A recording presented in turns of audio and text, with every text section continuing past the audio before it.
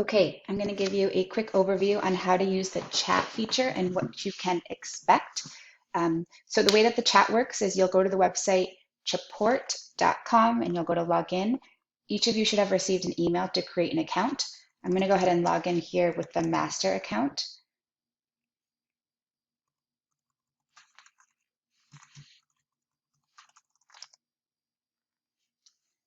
This master I can give the credentials to if anyone needs. But right now you all are assigned in here as individuals. So this is what happens when you are brought in. The first thing to pay attention to is whether or not you are online or offline. If you are online and folks start to chat, it will automatically be routed to the people who are online. Right now, this profile has 2 available seats for people to be online. So if all 3 of you are logged in, um, only 2 of you can be online, but 3 of you can be logged in, and only the 2 will get routed to those who are marked as online. So if right now I just wanted to check things out, I would say I was offline and no conversations would come to me. So my chats are here. Pay attention to these drop down pieces here. What I would encourage you to do to just see the other conversations that are happening is that you can check all chats, and this will show you all the chats that are open.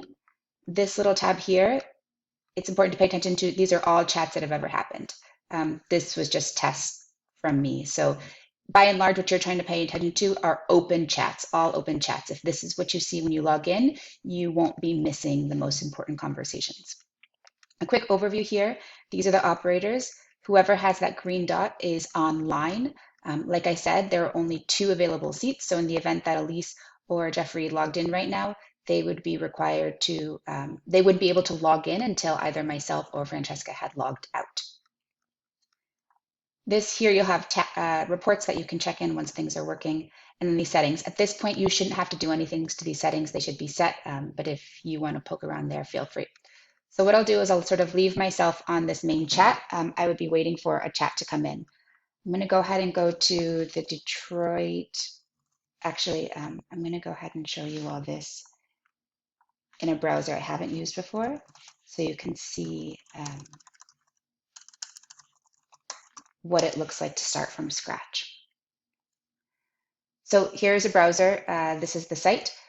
What will happen is right now, because we have folks that are marked as online in the chat function, when I click the chat down here, it will tell me who's online and that they're ready. I'll show you what this looks like when no one is online. But right now it looks like who's online, who's ready. There are some questions that get assigned. So I'm going to say this is Monica. I'm going to put in an email address and my phone number here. And this is information that's recorded. So if you need to reach back out to a provider, you're able to do that with all the information you have here. This is a test. You can ignore it. So what we'll see right now is I'm going to go ahead and send this test. Oops, sorry, there was one more question here. Is your childcare located in the city of Detroit? The answer here is yes. So I'm going to send this. What will have happened is if I go back here, you can see all chats are open here. I want to see, sorry, just want to make sure. So this chat got automatically assigned to Francesca, I believe. Chats are automatically assigned depending on sort of who's online. That's something we can turn off, but I think it's helpful to leave on. So Francesca clearly is responding to me, but she's able to see that a chat came in. There are noise notifications, sort of pop-up notifications. All of that are things you do on your own computer. So once you get in, go ahead and sort of run a test with yourself to make sure you understand how to hear and what you can hear. But at this point, if I wanted to respond back, I'm testing from the admin side. And it goes through straightforward. So what I would see here, if I go to Detroit Early Learning, I'll see right here this conversation. So this conversation just can go back and forth. Sort of you can, it's simple enough.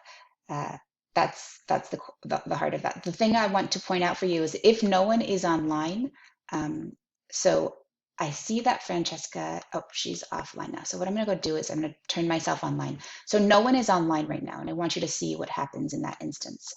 So I'm going to go ahead and and refresh the same, might have to open a new page.